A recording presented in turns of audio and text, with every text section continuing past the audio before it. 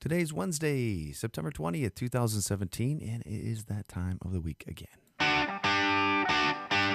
You're tuned in to the Elevator Radio Show, a weekly program dedicated to covering news and information on elevators, escalators, and moving walkways. Produced in the wee hours of the morning, a new show is uploaded every Wednesday, sometimes even before you get out of bed. Listen to some of the comments sent in from our audience. Rob from New York writes, Tom, are you f***ing insane? You actually get up at 2 a.m. each Wednesday to put this show out? Man, you must love elevators. Tim from Illinois writes, I'm not sure why I listened, but ever since I tuned into the first show back in 2007, I've been addicted. Matt in Texas writes, I like your safety messages, Tom. It's important to remember them each and every day. And he also adds, when am I going to win the monthly prize pack giveaway? Ron from California sent this in. Despite your inability to pronounce words in the English language, I tune in each week and am glad that you offer this service to the industry. It's better than Google News alerts. Sarah from Washington writes, love the show, Tom, and look forward to it each week. I'm glad I signed up for the newsletter. You provide a valuable resource for the industry, not only for North America, but worldwide. Enjoy the show. And now, here's your sleep-deprived host, Tom Seibert. Thank you, everybody. Yes, I am sleep-deprived.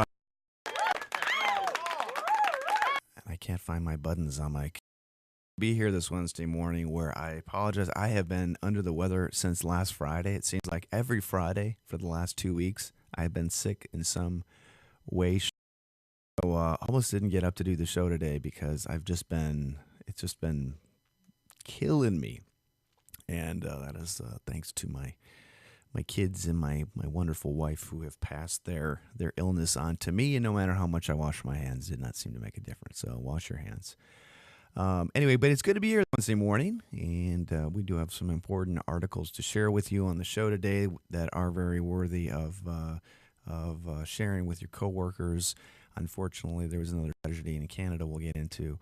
But just as a reminder, it's so important in the work that we do each and every day to ensure that we all go home. Remember that. I can't tell you enough how important that is. And while I think the United States does a pretty good job, or in North America, in how OSHA, puts guidelines into place and whatnot, it's still ultimately up to all of us to make sure that we are safe. Those that we work with are safe. The riding public is safe. Those that inspect elevators are safe. Everybody's safe. Let's get to the point where we're not reading about accidents like this ever again. Okay, let's see if we can get there. Anyway, so yeah, another short show today. Not a ton of content. Those of you who are traveling to Atlantic City for the NAAC convention, have safe travels. I hope it's a successful event for you, all of you who are attending. I know a lot of work went into that in making that happen. Most importantly, I want to do a quick shout out to Craig Zomchak from Koni Elevator, who is the incoming president of the NAAC. Craig is a great guy. I can't think of a better person to be the president of the NAAC, and looking forward to, just seeing what Craig does and everything he has to offer. And Craig is not a new father, but I guess a new-ish father. And based on what I've seen as the photos he's posted, he looks like a great dad, and his wife looks like a great mom as well. So anyway, I'm excited to see another local Midwestern industry expert taking over the reins of the NAC. And if there's anything we can do, Craig, to help you out in your tenure, in your year-long adventure, please let us know, and you're going to do a great job. So, okay, unfortunately, there are two more hurricanes not in the path, but headed up the eastern coast. The latest one is actually hitting Puerto Rico as I record this, unfortunately, and have friends in Puerto Rico and industry associates, and man, that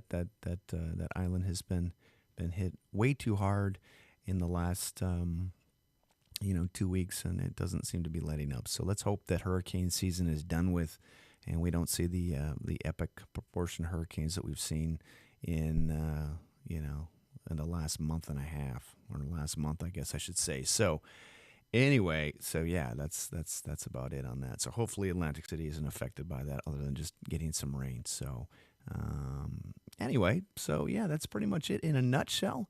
And remember, wash your hands, be safe out there, and that's about it. So we'll get into the news content of the week right after this.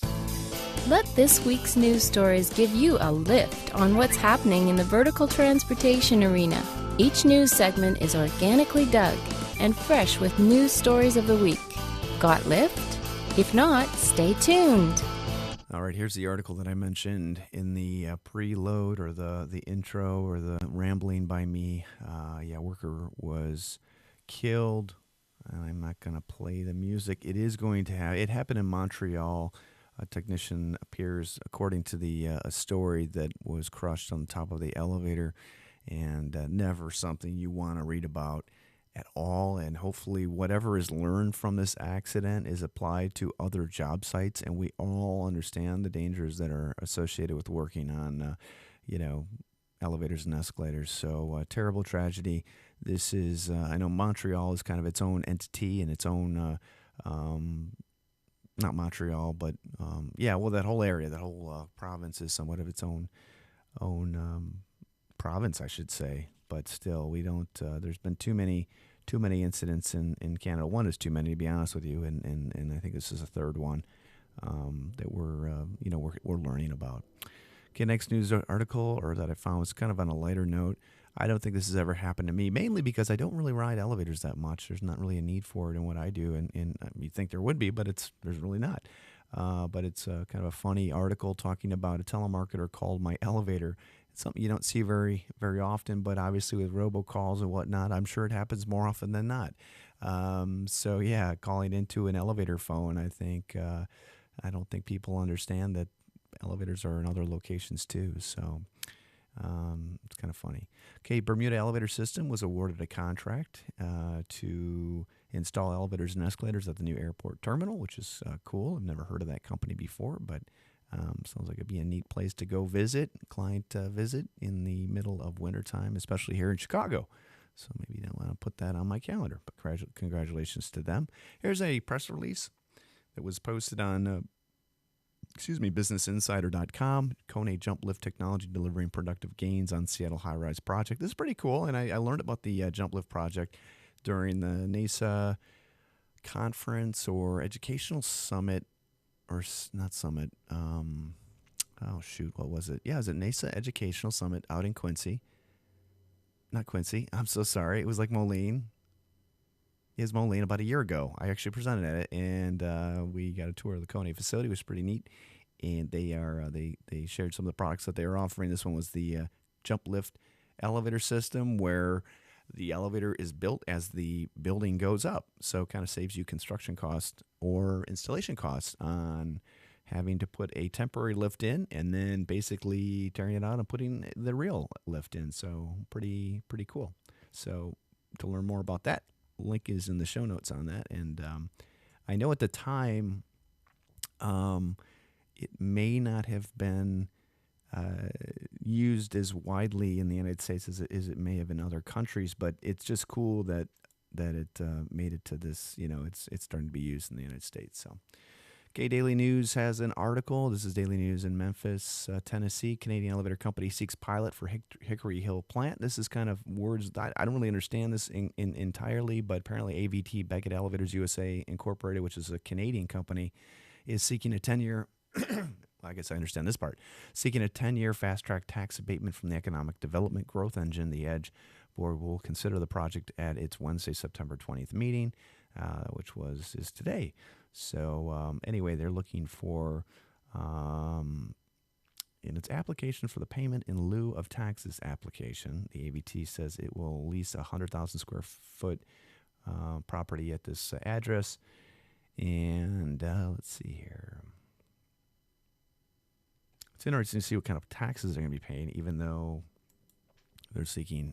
This stuff is all over my head, to be honest with you. I understand the need to try to get companies in to incentivize them, but so I wish them luck, because it looks like a pretty significant project for that area. Okay, Wisconsin Elevator Symposium is next week. We'll be at that one, and looking forward to seeing many of you there. Last year I had my shoulder operated on, and I was not at that event, although our our sales manager was there, and it's kind of neat to listen to people talking about just how enjoyable that is in the location and just a good time. So anytime you're in Wisconsin, it's a good time. That's what I say. So looking forward to seeing many of you up there. Okay, digital signs everywhere, and I'm sure that you have seen it if you've gone to your local fast food local fast food chain or whatever, and McDonald's is using digital signage for their menus. I guess it's okay. I don't know if it's really something that's absolutely needed. Kind of cool to see the graphical representation they do of the food, although it never seems to look that way when you get it in your wrapping and you sit down to eat it. That's, I guess, my only issue with it. But yeah, digital screens in elevators have been used for a long time, obviously. But this is a website promoting digital signage, obviously. And I always like signs and whatnot, digital advertising, and intrigued by opportunities and offerings that provide an opportunity to capture the world's attention in one way, shape, or form. Not that I ever want to be an ad guy or whatnot, but still interesting. But elevators were definitely shared in this. Okay, in the NLTimes.nl is reporting that one was killed in an elevator accident in Geld Drop Clothing Store. I am not 100% sure exactly where this is at. I don't know if this is South. This is not South Africa. These people are just way too warm, I think. I think it's the Netherlands, but I do not want to assume anything. So if you were interested in finding out where exactly this is at, it's not in the United States, nor is it in Canada or North America, for that matter.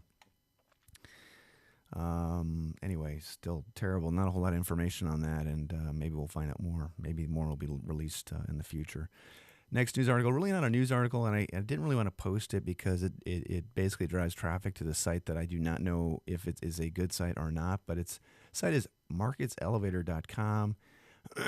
And my comment of it is this guy's lucky to be alive. You know what? It's not even loading up, so what I'm going to do is I'm going to delete it because I have a feeling it is a phishing website, and I don't want to push anything to anybody's site out there. Next news article, here's something you don't read about every day, and you figure that something like this should be preventable, and you wonder how things can actually happen. But apparently the Interested Engineering website has a post that says a massive multi-million-dollar skyscraper in San Francisco is sinking fast. The fourth tallest building in San Francisco continues to sink after sinking over 17 inches already. Engineers are working to quickly find a solution to save the multi-million-dollar condos inside the building. Man, that's a lot to sink, right? Plus, on top of it, it's also tilted 14 inches toward the street. Oh my gosh. I mean, this is like insane. Yeah, so it'll be interesting to see what kind of fix they're gonna find. Maybe this will be the new the new Leaning Tower of San Francisco. Yeah, kind of scary.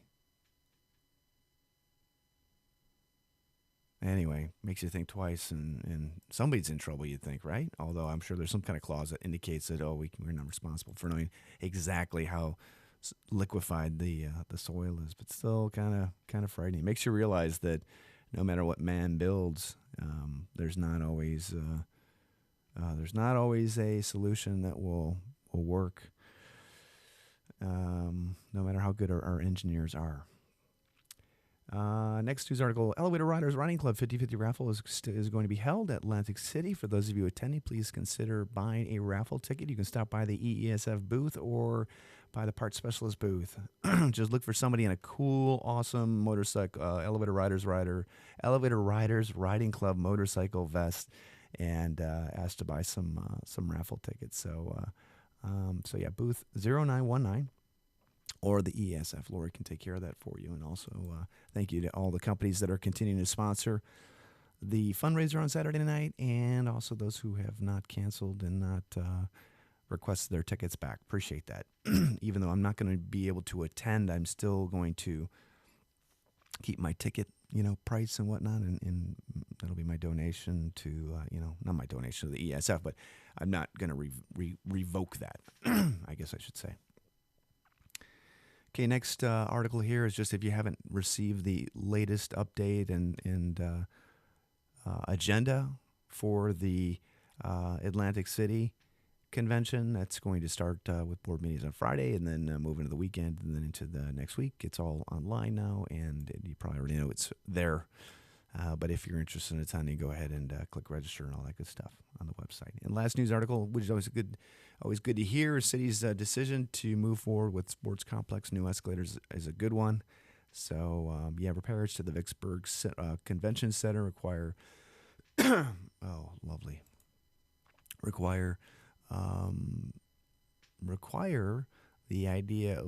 new escalators. So they're going to go ahead and invest in those, and hopefully those escalators are heavy duty and built for the demands of a convention center that are all or nothing kind of deals. So always good news and good to read about stuff like that. So, and I told you it was going to be short. I promised you that, and which is kind of good. So good short show. If you are interested in any of those articles that you want to share, please do so. Please make them part of your safety toolbox meetings if possible. And even if you do not know the details of some of the accidents that we've talked about in the program today, try to speculate what they may have been with your team so that you can take steps to ensure that they don't happen in the future. So I need some water. I hope everybody has a good rest of the week. Safe travels if you're headed to Atlantic City or to Wisconsin next week. I'll see many of you there.